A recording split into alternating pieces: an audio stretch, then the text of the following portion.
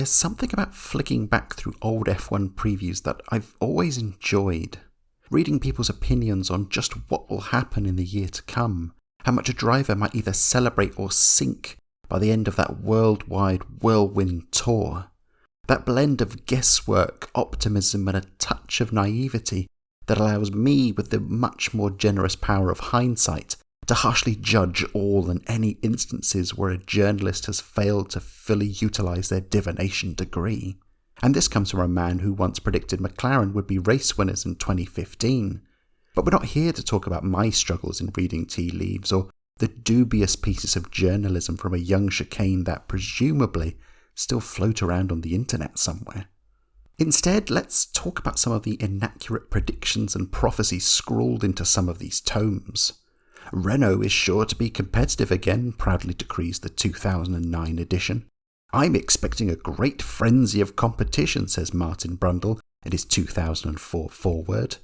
We could discuss the myriad of mistakes in the 2010 edition, when presumably every team waited until the eve of the opening round before announcing their driver lineups, resulting in some hasty guesswork from the author as to who would slot in where. Remember Bertrand Baguette's stint in the Renault that year? Yeah, nor do I, Bruce Jones. But as I skimmed through these treasure troves of old memories, there was a quote that caught my eye from 2004. The older, wiser hands of Schumacher, Barrichello and Coulthard are under severe attack from the new blood in the form of Raikkonen, Alonso and Webber. And like so many other estimations scribbled down throughout the years, here was one with some merit to it. For within a year of this publication, we'd see those older hands begin to struggle, and we witnessed a titanic tussle for the title between Messrs Raikkonen and Alonso. But whilst those two were trading wins between them like a tennis rally, the third of that new blood unit was barely scraping onto the podium. Whilst Raikkonen and Alonso were duelling at the wheels of iconic racing brands McLaren and Renault, Webber was seated at another of F1's legendary marques in Williams. To many it was the perfect marriage of forces, one that evoked memories of the similarly no-nonsense Alan Jones and his stint there in the 1980s. Webber described his signing there as the most significant milestone in his career to date, whilst F1 Racing magazine proudly screamed that here was Williams' next world champion. Yet what should have been a time of gratification, Grand Prix wins and great success, as the popular movies of the era would have decreed, rapidly descended into one of disappointment, disaster and divorce. For a man who drove a litany of dreadful cars, who missed out on world championships, and who endured an implosive relationship with Sebastian Vettel, the fact that Mark describes his Williams tenure as the lowest time in the entirety of his F1 career speaks volumes on the vast discrepancy between those pre-season predictions, what actually occurred. Mark arrived into F1 in 2002 with a heap of expectation on his young shoulders, with our good pal Bruce Jones decreeing Webber is the driver tipped to put Australia back on the F1 map. And few could argue against that. Mark had flown through the likes of British Formula Ford and Formula 3, had literally flown during a 2-year tenure with Mercedes and sports cars, and by 2000 was winning races in Formula 3000, before finishing runner-up in the same category a year later. Soon he was opening wide for his first taste of F1 machinery, first with Arrows and then signing a testing deal with Benetton and a 10-year management deal with team owner Flavio Briatore. Flav and Australian businessman Ron Walker negotiated Webber into a race seat for perennial backmarkers Minardi, and what followed was one of the sport's most surprising debuts, as Mark in his underdeveloped car that he could scarcely fit inside overcame a destruction derby of a home race to take a sensational 5th place. So excited were the Australian locals, he and Minardi boss Paul Stoddart were invited up for a special podium presentation. And it wasn't just a flash-in-the-pan performance, as he regularly tangoed with the midfield that year. Just a year after Alonso had broken through with the same team, Minardi had uncovered yet another gem. The next step was a move from the back to the midfield as he joined forces with Ford Works outfit Jaguar. The Black Cats had scarcely hovered above underwhelming in the last 3 years, But Mark took that dial and cranked it all the way past whelmed. Regularly rapid on a Saturday and often best of the rest on a Sunday, Mark's 2003 campaign with Jaguar was arguably the most competitive the team ever enjoyed. Those performances prompted Jones to proclaim Mark is that very rare beast who has accelerated from good to excellent since making it into Formula One. And though 2004 was less competitive, hampered by an underfunded, underdeveloped and uninterested Jaguar, most everyone in the paddock was of the firm belief that Mark was a driver deserving of a spot at the front. The question was, where? Reports from July of 2003 suggest that both Ferrari and McLaren had his number on speed dial, with McLaren's Ron Dennis going so far as to discuss a place there in mid-2004. But conversations stalled when manager Briatore was barred from negotiations. And you could understand why, as one of F1's shrewdest operators had his own agenda, uniting Webber with another of his young wards, Alonso, at his rebranded Renault outfit. Supposedly that reality came very, very close to happening, with engineering director Pat Simmons pushing strongly for the move, and Mark's father Alan believing it to be the best choice for his son. But there was one other party interested in his services, Williams. Williams of 20 years ago were quite a different proposition to the Williams of nowadays. Whilst the modern operation would be amongst the first results if you Google the term fallen giants, back then Williams were still big movers and shakers at the pointy end of the grid.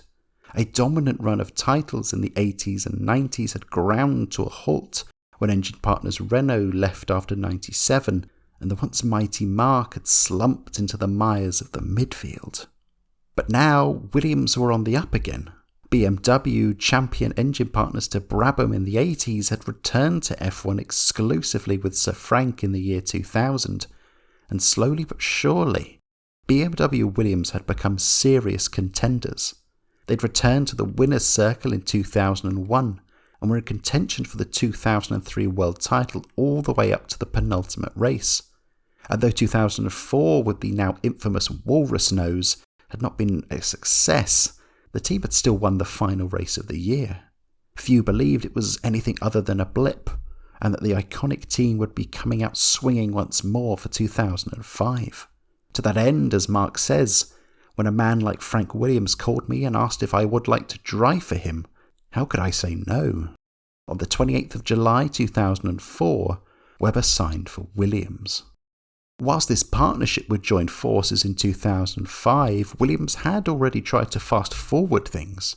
According to Webber, Williams had been in touch since May 2003, with Sir Frank even supposedly telling young Mark that he would very much like him to join the team for 2004, though there was just the minor issue of already having Ralf Schumacher and Juan Pablo Montoya under contract. Then, when Ralf suffered an enormous crash at Indianapolis, Williams attempted to extract Mark from his Jaguar contract early to fill that spot, which was hastily vetoed by the team in green. It was a great shame that neither of the early promotion proposals came to fruition, for the Williams FW26 of 2004 would be the last race-winning entry from Grove for 8 long years. Still, Webber recounts fondly the time he drove that FW26 at the end of 2004 and thought to himself, "This is going to be awesome," as he recorded fast laps with ease. Not only was this a brilliant opportunity for Mark, but he seemingly ticked all the boxes for Williams too.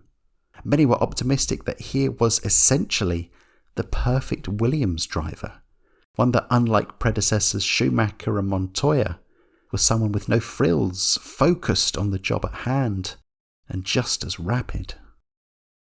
That promise continued to flicker as 2005 rolled around. Mark went fastest during a pre-season test session at Jerez, trumping the likes of the McLarens and Jenson Button's BAR. But behind the scenes, all was not well. In his autobiography, Webber recounts stepping out of the car and thinking, "Bloody hell, we're gone." Straight after, he phoned his partner and admitted then and there that picking Williams had been the wrong choice. The FW27 was by no means the worst Williams ever made. Nearly 20 long years of watching my team slowly slump to the back of the grid can attest to that. But it was a long way from being the title-challenging, trumpeting triumph that many had anticipated. Long-standing design genius Patrick Head had stepped aside, and this new car was from a new wave of Williams talent. New technical director Sam Michael, assisted by new aerodynamicist Loic Bourgeois, and returning chief designer Gavin Fisher. And just because being in charge of the design of an F1 car for the first time wasn't stressful enough, Michael also had to consider newly enforced aero changes that slashed downforce levels, plus new regulations that meant tyres were required to last an entire race distance. During testing, the team openly admitted the FW27 was lacking downforce, whilst its race distance pace was given the damning praise of not exactly diabolical. Just as the walrus nose experiment had left the team snookered early on the previous year, Williams were once again starting the year behind the 8-ball. Those issues were not being assisted by what was going on with BMW. Partners, but much closer to a divorce court than a honeymoon in the Seychelles, with public spats between the two being commonplace. Though the duo had combined to become race winners, that had failed to translate into a world championship, and both parties were suitably put out at the other. BMW felt they were producing the most powerful engine in the field, but being let down by a long line of uncompetitive Williams cars. Williams, meanwhile, felt that it was all well and good being the most powerful engine, but that BMW were also producing one of the most unreliable ones, with the BMW Williams of 2000 suffering over 150 engine failures. With new regulations for 2005 requiring engines to be run across 2 race meetings rather than 1, BMW needed to produce a motor that was not only competitive, but reliable, or else this partnership might well be taking the next train to Splitsville. Further disarray came with a late call over his teammate for the year. After an attempt to sign Button had fallen through, Williams had drummed down the candidates to 2, Brazilian test driver and Schumacher substitute Antonio Pizzonia, and German quick Nick Heidfeld. Sir Frank openly admitted Pizzonia was his first choice, but after some gentle nudging from BMW, was coerced into signing Heidfeld at the last minute.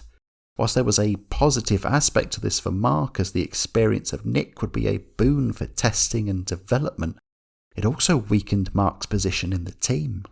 Partnering Pizzonia, whom Webber had blown out of the water during their time together at Jaguar in 2003, would have confirmed his number 1 status, but the pick of Nick hinted there could be some favouritism towards BMW's new golden boy. Concerning too was the fact that this was now an entirely new lineup with no semblance of continuation from the previous year. Changing both drivers is seldom the best way forward, sneered Jones, and with good reason. A team that had changed both drivers in the off-season hadn't won the world title since 1993, and that was the Williams FW15C, a car so good that Prost could waltz in and dominate the year.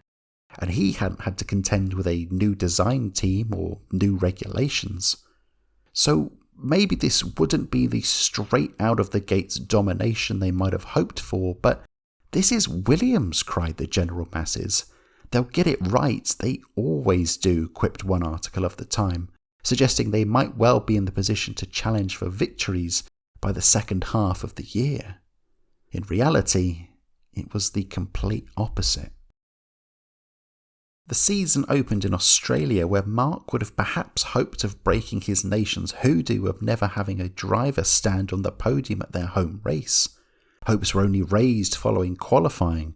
Webber started third, having gone fastest of all in the second part of the new aggregate system, and with usual suspects like the Ferraris and Alonso well down the field, here was a golden chance to kick off this new partnership. But a poor start dropped him behind David Coulthard's Red Bull, and most of the afternoon was spent staring at the backside of the newly rebranded Jaguar outfit en route to 5th place. Oh, and just to rub salt into the wounds, guess who won that day? Giancarlo Fisichella in the Renault seat that could have been Mark's. Whilst Michael was resolute in his belief there was nothing they could have done, others of the time questioned why Williams neither short-fueled to nip past Coulthard or long-fueled to leave an advantage at the second round of stops. That missed podium looked to be rectified in Malaysia, where he started fourth, and with troubles for the front-runners again, the door to the podium was courteously left wide open, even despite the best efforts of Schumacher and Heidfeld to mess that up. Thus it all seemed to be going to plan when Marc began the pass on a struggling Fisichella for third going into the final corner, only for the two to come together. Both parties were less than impressed over an accident that each blamed the other for, least of all Patrick Head, who gave Webber both barrels upon his return to the pits. Matters failed to improve across the next 3 rounds, and despite the fact that he and Toyota's Jarno Trulli were the only drivers to start in the top 5 at every race thus far, Marc's performances on Sundays were being dragged under the spotlight. He went from 5th to 6th in Bahrain, but should have finished 4th were it not for a careless spin and then a less than reassuring offence from McLaren substitute Pedro de la Rosa. From the second row in San Marino he dropped behind Trulli at the start, saw Takuma Sato's slipstream pass, failed to pass Trulli in the pits, before a big moment at the Variante Alta allowed Jacques Villeneuve to slither by, leaving him 7th. Starting second in Spain, Puxatorney Phil reared his head again and Marc's Groundhog Day of a year continued. Demoted off the line this time by Alonso and Ralph, he couldn't utilise his lighter fuel load to dart past either, prompting a switch from a 3-stop to a 2-stop race. It failed to help matters, and a 1-2 punch of worn tyres and a detuned BMW left him struggling home in 6th. Tensions in the Williams garage were now as high as ever, and newspaper articles were regularly filled with slights and subtle digs from Williams towards BMW and vice versa. It was clear the new BMW wasn't quite up to snuff, poor off the line and often being turned down late on in races to prolong its lifespan, whilst the Williams chassis was still struggling to generate downforce, and neither deficiencies were helped by Marc's constant errors. You would think that a double Williams podium at Monaco would raise everyone's spirits, yet Marc was far from gruntled with the result. Having had the upper hand over Heidfeld all weekend, he and the German were trailing Alonso in second, when Nick got the call to stop first, allowing him to jump his teammate. It meant Heidfeld would take the second place that maybe should have been Webber's. Certainly Marc, donning his finest tinfoil hat, felt so. Heidfeld's engineer had a lot better relationship with the man in charge of Williams' strategy than mine did, so it was a bit of internal fun and games. Others too were left wanting more. "We can go away and say that we've got the maximum out of our potential today," said Head, "but we've got to raise our potential." With another top 3 qualifying effort at the Nürburgring, Marc was at least top of the order in one aspect, as the man with the highest average grid position and adjusting for the weight of fuel on board was actually fastest of all. For such a sterling effort he was awarded with another woeful getaway, dropping behind Trulli and Montoya as they entered the Mercedes arena.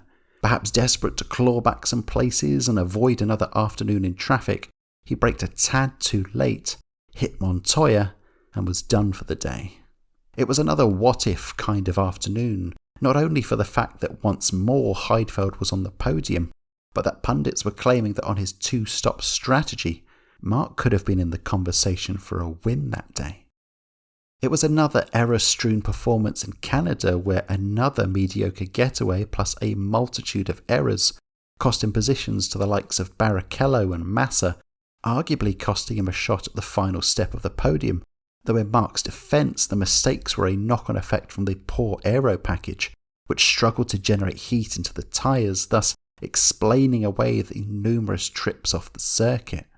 Skipping neatly over the USA, we head to the French Grand Prix, whereupon waves would be sent into the rippling waters of Webber and Williams.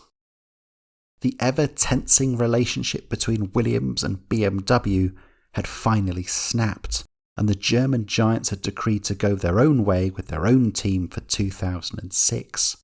So unsurprising was this news, the official season review contains no mention of it, instead dedicating 2 minutes to the lives and times of Robert Dornbos. Still, perhaps the mood would be lightened by their antics on the circuit, as France brought about a long-anticipated new aero package. The resulting trundle to 12th and 14th respectively was therefore less than heartening. To make matters worse, the new package had changed the airflow onto the car, resulting in some rapidly overheating electrical boxes in the cockpit and a slowly sizzling Webber hip, who was having cold water thrown on him at the pits to cool down. In a way, a bucket of cold water was thrown onto the Williams season too. Journalists had proudly proclaimed at the year's start that it would all click into place in the second half and wins would be just around the corner. Even Mark had the mentality of, this was Williams, it would turn around. Instead, having scored 47 points from the first 8 races, just 19 were picked up in the remaining 11 rounds. The car troubles remained stubbornly present in Britain, where even switching Heidfeld back to the old spec failed to help the team understand what was going on. Mark was only 11th there and then unclassified in Germany, after losing 11 laps in the pits following a banzai move from Sato on the opening lap. Post-Germany, Mark reflected, "My first dozen races had yielded the princely total of 22 points and 10th place in the championship, 65 points and 9 places shy of the man whose Renault teammate I might have been." Perhaps just as galling was the fact that Coulthard, in Mark's supposedly inferior old seat, was only 3 points adrift of him in the standings. The remaining part of the season was a decidedly mixed bag. Highlights included a pair of 4th places in Belgium and Japan, both of which could have been podiums. In mixed conditions at Spa, Webber drove his best race of the year bar Monaco and was left to rue a wrong call over dry tyres and intermediates that left him 30 seconds adrift of the podium. Mark recounts Suzuka as one of the fastest races he'd ever driven, flat out from the first corner and 53 qualifying laps thereafter, as he found himself in 3rd place with 5 laps to go. But it was all for naught when he was forced to turn down his engine once more, allowing Alonso to scooch past with ease. But for that pair of positive performances, there were also some fairly anonymous drives to the lower points in Hungary and China, as well as a trio of clashes at the start of Italy, a clumsy clash with Schumacher in Turkey, and to truly sum up the car crash of a season, both Williamses colliding at the first corner of Brazil. At season's end, Mark ranked 10th with Heidfeld close behind in 11th, the lowest a Williams driver had ranked since Alex Zanardi's disastrous 99 campaign. Webber's most adamant defenders will point out that he was just 2 points shy of ranking 8th and just a race win away from taking 6th. His detractors would tell you he only vaulted his teammate in the standings after Nick missed the final 5 rounds through injury.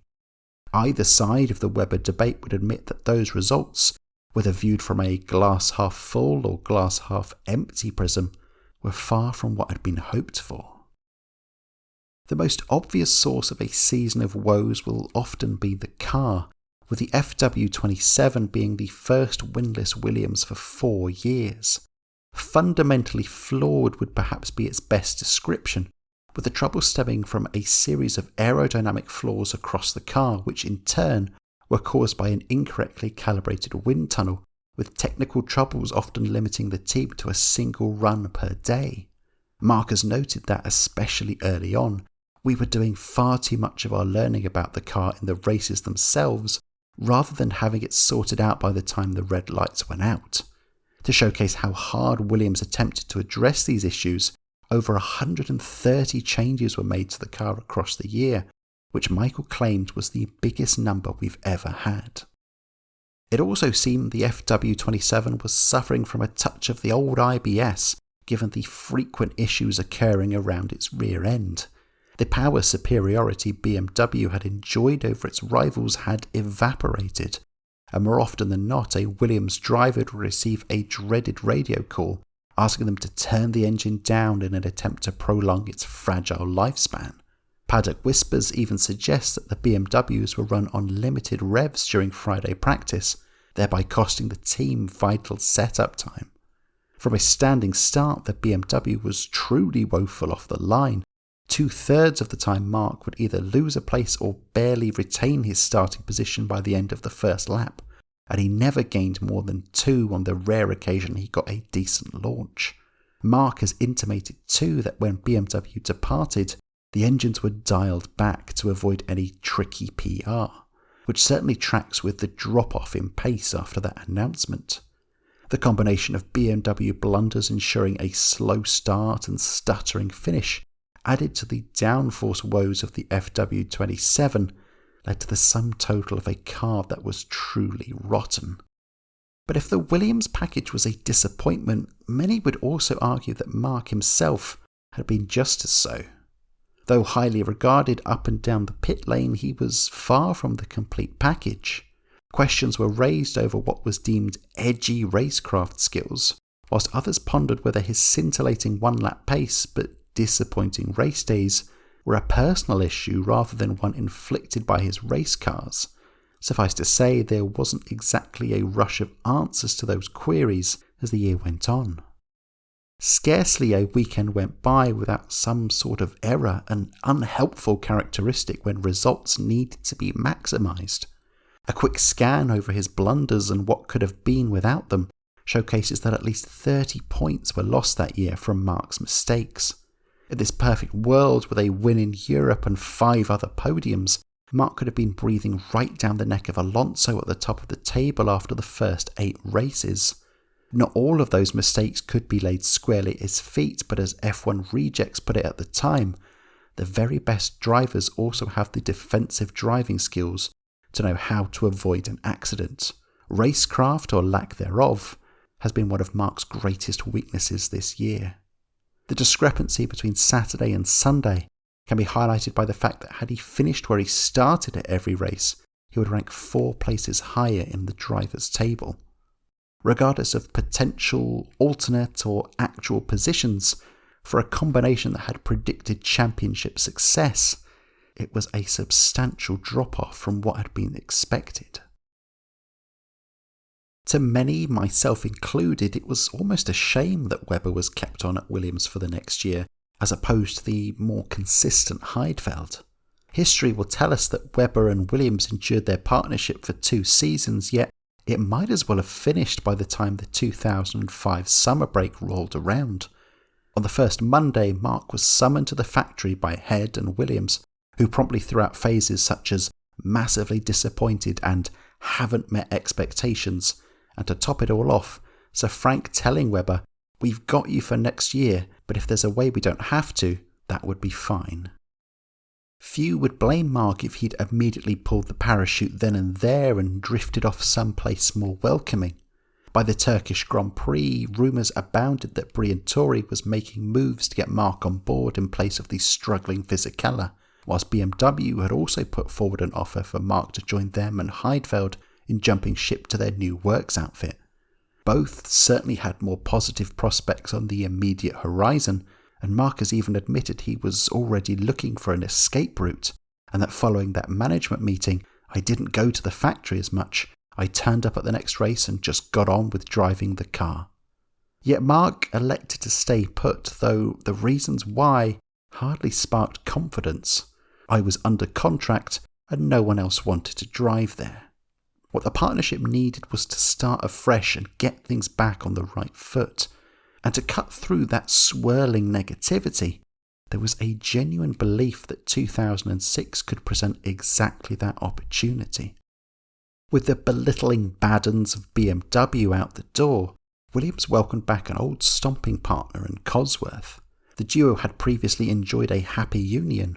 Williams' first win had come with Cosworth in 1979, and then their first titles had promptly followed. Though the deal was just for the 1 year before a hotly anticipated switch to Toyota, expectations were still high, with Sir Frank confident of a return to race-winning ways with what was then the second most successful F1 engine manufacturer of all time. Our bestest bud Bruce claimed Williams and Cosworth could just ruffle a few feathers, whilst other reports proclaimed that the Cosworth was widely regarded as the best new generation V8. Better yet, it would be neatly sequestered at the rear of the new FW28, which was already looking a lot better than the old model. Unlike the previous year with a last gasp tussle over the second seat, thankfully things were a little bit more cut and dry this time around. A second planned signing of Button had been swiftly reneged on by the Brit, and instead in came future world champion Nico Rosberg for his rookie season. Rosberg offered up the best teammate option one could hope for, fast enough to keep Mark on his toes, but inexperienced enough that Mark was the clear number one. Another cause for optimism was that having finished outside of the top four in the Constructors the previous year, Williams were granted a third car to run during Friday practice, something that would be a huge boost to setup and development, and ably assisted by the brilliant coup of long-time McLaren test driver Alex Wurz. It was all looking rather rosy, yet like an unseen mooner, there's a but right around the corner. BMW might have bounced out, taking their negativity with them, but the loss of an engine partner met a lack of dollary dues sloshing around in the Williams coffers, as starkly reminded by the blindingly white and blank side pods of the new car. To cover that, the team had sold off 20 of their old cars from their museum, whilst there had been considerable talk that former BAR boss David Richards was sniffing around for a prospective stake in the company. From a technical front, there were repeated issues with their seamless shift gearbox throughout testing, not to mention a raft of changes. New engine, a new chief designer in Jorg Zander replacing Gavin Fisher, and swapping Michelin tyres for Bridgestones. And then there was Mark. With a switch from one-lap shootout qualifying to the now well-known three-stage format, there was a concern that his previous advantage on Saturdays would be less substantial. Webber needs to remake his reputation, scolded the previews. Solid, not wild race drives. 12 months previously, there had been boasts of wins and world championships, and now the duo were just hoping for regular points. Many will recount Williams' 2006 season as one of the more unreliable ones in their history, with the sight of a Williams engulfed in a plume of smoke about as commonplace as Daniel Ricciardo claiming he's never left. But it can be easy to miss the bristling promise and potential the team ran with at times that year, that had Lady Luck been a touch more forgiving, would have made it significantly more successful than the previous year. Talk of Williams and the 2006 Bahrain Grand Prix, and most will leap to recalling another great talent making their debut, as young Nico Rosberg turned heads when he dropped to last on the first lap, only to tear through the field to an eventual 7th place with fastest lap to boot. But doing so does a disservice to Mark's own performance that day, as he drove a quietly consistent race en route to 6th, best of the rest and just a few seconds shy of Montoya. With those solid beginnings, it seemed like momentum was only building when Nico and Mark qualified 3rd and 4th in Malaysia. Cosworth folk were proudly boasting of their power and reliability, whilst Michael could be heard whispering about a possible shot at victory the next day. It took 6 laps for the race and the season to unravel. First Rosberg's engine blew, and just 8 laps after that, Webber's hydraulics failed whilst running in 4th. The narrative of a fast, if unreliable Williams was copy-pasted into Webber's Australian Grand Prix. He was an impressive 7th on the grid considering the bucket loads of fuel he was carrying, and took advantage of a long opening stint to vault all others when the first round of stops commenced. When Mark took the lead on lap 21, he became the first Australian to lead his home Grand Prix since it became a championship round. In the near 20 years since, even despite the likes of Ricciardo and Piastri, he remains the last to do so. That joy lasted for 2 laps before a transmission failure left him stranded. Webber was convinced that a podium was on, whilst others claimed it could have been as high as 2nd. The lesser spotted sight of a Williams taking the checkered flag was seen in San Marino as Mark came home in 6th, and perhaps should have been 5th if not for his first mistake of the year in an off-track excursion. Europe was a should-have-been kind of situation too. Engine failures in practice lumped the Williams pair down in 19th and 22nd, with Michael claiming they had the pace to be on the front row without those issues. Mark leapt up to 12th by the first corner and was well on course for a handful of points until another hydraulic failure. Back in the pits, visibly frustrated, Webber was confidently claiming we should have finished 5th.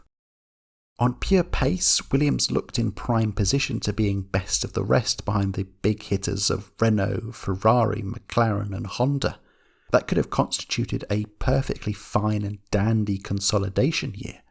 Instead, whilst pace had been evident, results had not been. With more reliable machinery, Webber could have recorded 5 top 6 finishes from the first 5 rounds, leaving him sat as high as 3rd in the World Championship, but instead was down in 10th. Worst yet, this might well have been Williams' chance to strike while the iron was hot, and had gone and fumbled it again. With neither Williams or Cosworth particularly flush with cash, there was a concern over development moving forward, and one article mooted whether their time this season has already come and gone. That much was evident in Spain, though Mark was just outside of the points in 9th. He was part of a gaggle of 10 cars scrapping over those final 4 point-scoring positions. Indeed, from this moment onwards, Williams scored just a solitary point, though in fairness, it wasn't always a simple case of uncompetitiveness. In Monaco, after Schumacher made stopping a car look more difficult than my sister parallel parking, Webber was promoted to the front row alongside Alonso, a crucial advantage on the overtaking unfriendly streets, though many declared him unlikely to be a serious threat over a race distance. So what a pleasant surprise it was then that though Raikkonen slithered by early on, Mark settled into a rhythm and kept pace with the leading duo. By the middle of the race he began to close in, and could it be, murmured the crowds, a 3-way tussle for the lead? Sadly not. Traffic troubles blunted his attacks before the Williams erupted in flames after an exhaust failure. Though the traffic had most likely destroyed any hopes of a famous first win, with Michael in particular boasting that Webber had no problem sticking with Alonso and Raikkonen, there was no doubt that a podium was definitely on. Further chances to return to the points went begging in both France and Germany. Magny-Cours was just a single point lost when his car threw a tread and sent him into a spin, but Hockenheim was another lost podium, according to Webber at least. Simply stunning, read the reviews of Mark that weekend, as a brilliant first lap was followed by 2 long stints at the front, leaving him in and around the conversation for a spot on the podium. Indeed, Mark was just a couple seconds down the road from 3rd place when the water pump broke. It was his 6th mechanical retirement from 12 races, and all had taken points hauls from him. Amazingly, Mark was happy to negotiate a deal for 2007 despite all this, plus the added cliff note that it would be with a substantial pay cut owing to the aforementioned cash shortage. But Briatore strongly suggested moving elsewhere, and as Mark said, "I've had to put up with Flavio for the last 2 years. This time, I thought I'd better listen." Though the rumour mill cranked out the well-repeated whispers of a Renault move, especially with Alonso departing that nest for 2007, by the next race Webber announced he'd signed for a return to Milton Keynes, enticed by the prospect of the Adrian Newey-designed RB3, but dropping the passing shot of, "Williams will have a better season than they've had this year. It can't be any worse." Indeed, the final part of the Webber-Williams wedding was a relatively anonymous affair. The sole highlight was perhaps a sterling 5th in qualifying for Hungary, which rapidly descended to a lowlight the next day as the Bridgestone intermediates proved as useful as a chocolate teapot, with Webber slumping to 17th by lap 1 and then sliding off the very next lap.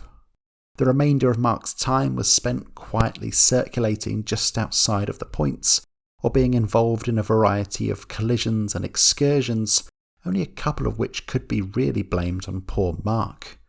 It all ended as it had the previous year, with a thump up the rear by an errant teammate in Brazil.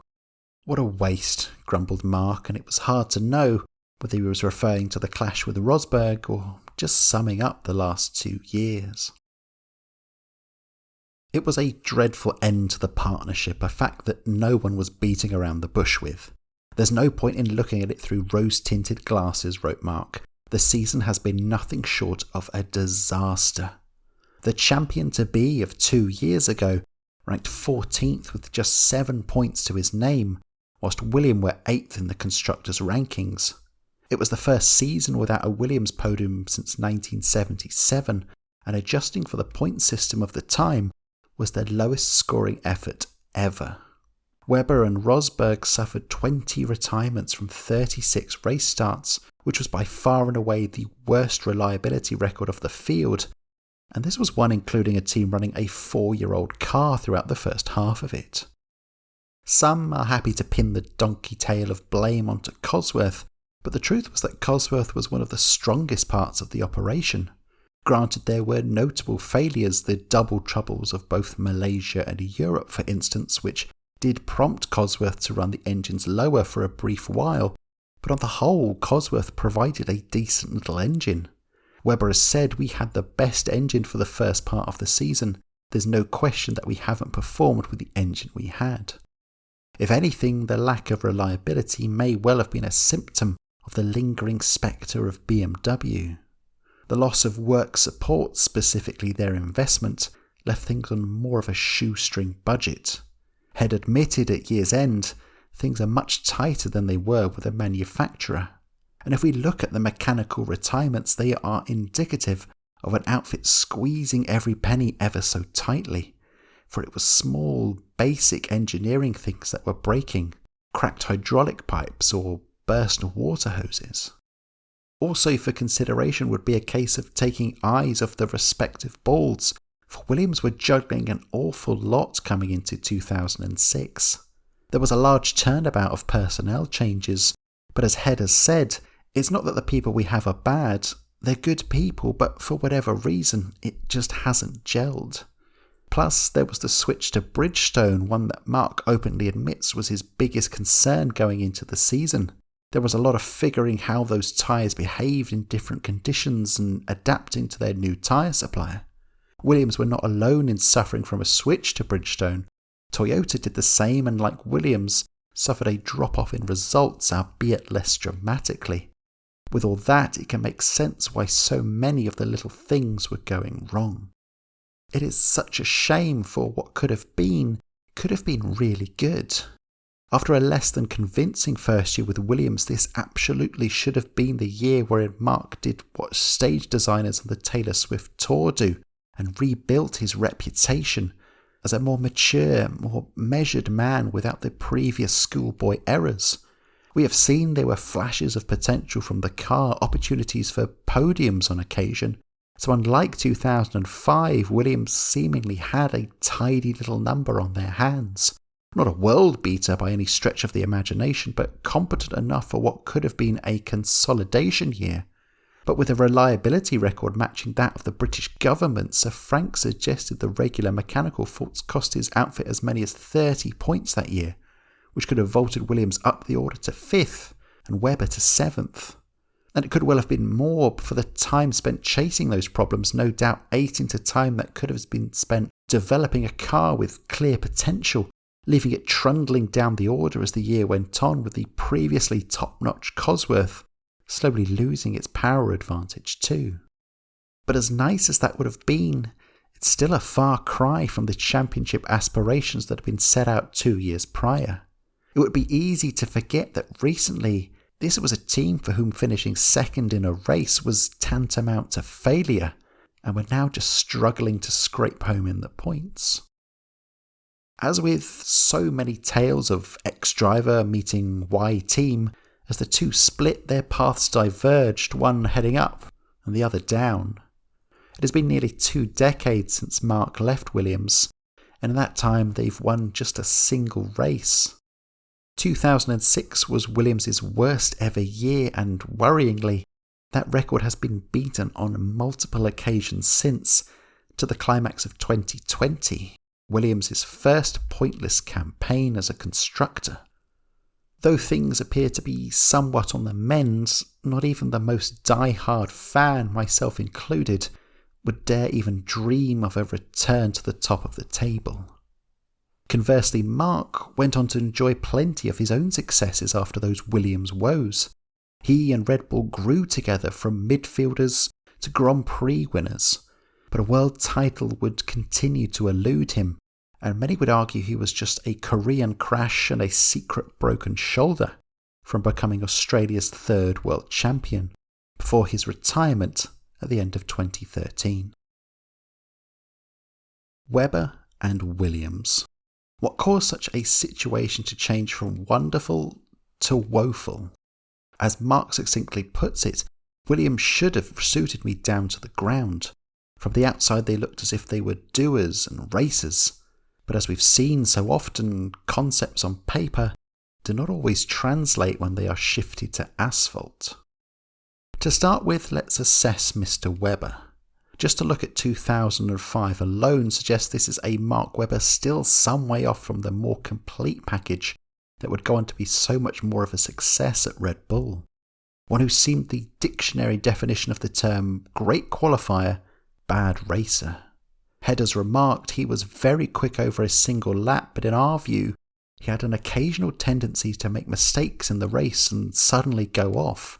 His first year with Red Bull, he was pretty much the same. It's easy to see where such a reputation comes from. A history of qualifying substandard cars higher than their natural level, which inevitably then sink backwards on race day.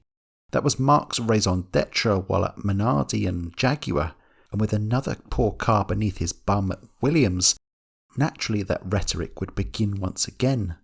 As the journalist Mark Hughes has said, it takes no time at all to gain such a reputation, and years to lose it. Just see the domination of Max Verstappen in recent times, yet one late movement in a braking zone leading to crash tap and trending on Twitter once more. And as for the mistakes, one only needs to look at Mark's intensely competitive nature as one of the sport's biggest battlers, and at a time no doubt bristling with the frustration of subpar machinery, it would be only natural for a character such as that to overdrive and make those crucial errors. A portion of blame can certainly fall on the shoulders of Webber, but it is far closer to perhaps a 30-70 split between the two parties as opposed to a neat 50-50. Yes, there were errors in 2005 that cost wins and podiums, but as Headers admitted, in his second year with them, we noticed that those in-race mistakes disappeared, and that Sir Frank, ever the hard taskmaster, has also confessed, when we had him, our car was a disappointment and we felt that he was part of the problem, but he probably wasn't actually, with hindsight. So if Mark is not to blame and by a very complicated process of elimination, does that leave Williams as the villains of this tale? It seems that way in the eyes of our two main characters. Whilst Williams has exonerated Mark from their problems, the same cannot be said of Webber. With each video I make, there is a lengthy research process, taking notes from these previews, reviews and biographies with relevant and noteworthy information, and it perhaps speaks volumes that in reviewing these notes, there are nearly 1,000 words from Mark Webber's autobiography concerning just what was wrong with Williams at the time. Mark describes his 2 years there as worse than simply stalling. I had gone backwards. To read Mark's description of Williams, the management, crew and factory conjures images of a dreadful working environment. Phrases such as, like walking into a morgue, the last place they wanted to be, and never heard anyone describe Williams as a brilliant working environment. He describes Sam Michael as massively overloaded, Loic Bijois as like a man who never saw daylight, and Williams and Head as still living off their past successes. Speaking objectively, that is of course one man's opinion, one perhaps still jaded by thoughts of what could have been and what actually was. But opinion does not cloud the fact that both the FW27 and FW28 were unreliable and fundamentally flawed bits of machinery. We have discussed why that was the case, and perhaps the reason for things like an incorrectly calibrated wind tunnel or lack of funds impeding development are a fallout from poor management. When people of their stature fall off by 5%, it's equivalent to a lot more as it filters down, says Mark. It translates to 30% among the people in middle management, and by the time you get to the factory floor, you're toast. Mark may have felt that Williams was a rotten place at the time, but the brutal truth was that Williams were on a slippery slope for a long time, and 2005 was a culmination of a series of disaster-dotted dominoes slowly tumbling. They first began to fall on New Year's Day of 1998 with the new Concorde Agreement, a contract dictating how TV revenue and prize money would be divided amongst teams, amongst other details. The previous edition had seen all teams enjoy a share of 85% of F1's underlying revenue, and as of 1998, that was slashed to 23%. If you wanted to have an F1 team, and a successful one too, you couldn't do it independently anymore. So everyone took on big investors, from McLaren selling a large share to Mercedes, to Tyrrell selling up to British American Tobacco. And those that didn't, your Prosts and your Arrows, soon fell by the wayside. By 2006, the last few independents of Sauber, Jordan and Minardi had been sold to bigger, better funded businessmen, leaving Williams as the sole independent team and a world quickly outstripping it, with the backing of a works partner in BMW nestling them from harm up to this point. We didn't cover it earlier, but BMW did offer to buy out Williams before they made moves elsewhere. And given their rapid rise to the top as their own entity, it showcases how different things could have been. But the ever-proud, ever-independent Sir Frank refused. The partnership fell apart, and as costs began to escalate, Williams began to decline. The dominoes were starting to fall, and whilst we sneered at Bruce Jones earlier for his false prophecies, yet still looking at you, Baguette, one can only feel for Mark for strolling on board this sinking ship. After all, with all the crystal ball gazing prowess in the world, who could have seen this messy end coming? Well, everyone. Within his essay of complaints, Mark writes, "What I hadn't understood before putting pen to paper was that the Williams-BMW partnership was a vessel heading for the rocks, and I was part of the shipwreck." Leaving aside a cracking first entry in his future book of poetry, that seems a touch unbelievable.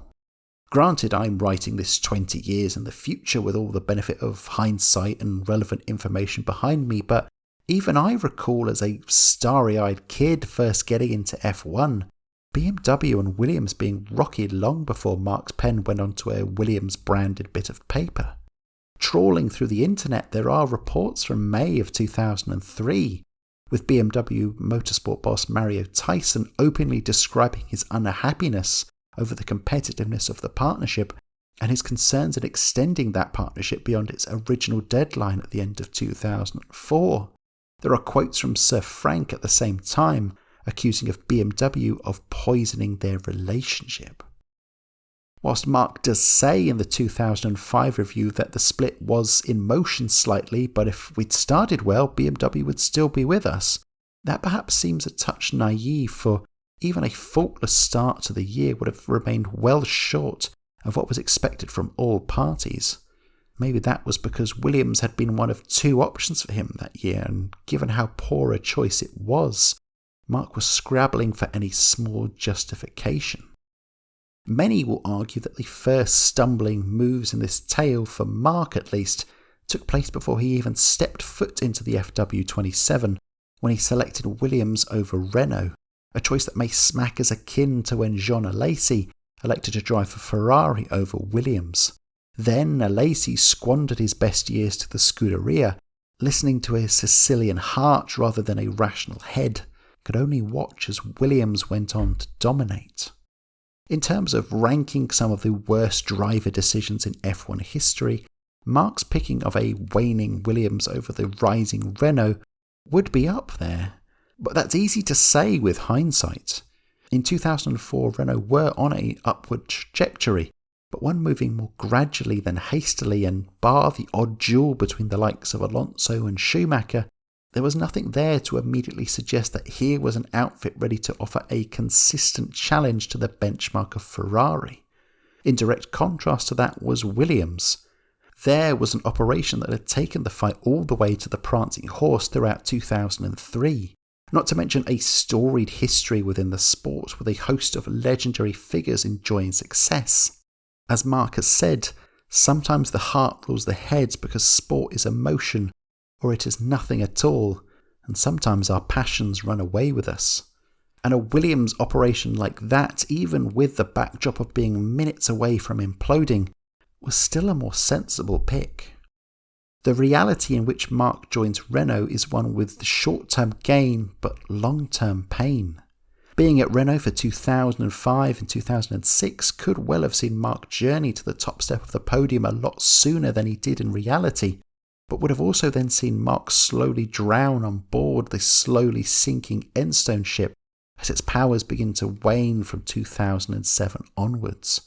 Plus, one only has to look at the disparity between Alonso and Fisichella there, not to mention the litany of broken souls who were partnered alongside Schumacher during the outfit's run of success in the 90s, to recognise that the second car there had a hoodoo around it like a defence against the dark arts teaching gig.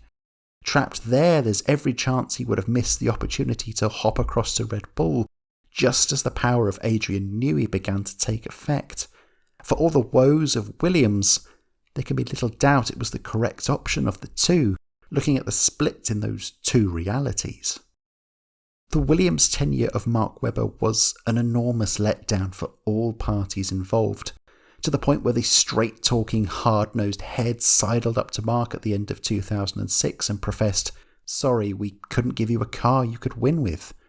But such are the margins of this sport. As Mark says in F1, if you're 3 or 4 tenths a lap off, you're nowhere. It's a fine line between the White House and the Shite House. It doesn't all work out like we think it will, and not all the third eyes in the world can predict what will with any degree of accuracy, but we can certainly make an educated guess. Can't we, Bruce? Hey, thanks for watching. If you like this video, consider pulling into the pitbox of my channel, bolting on the tyres of hitting that subscribe button, and tearing off the fresh visor of hitting the like button. I've had word from the pitwall that it's the best strategy available for you.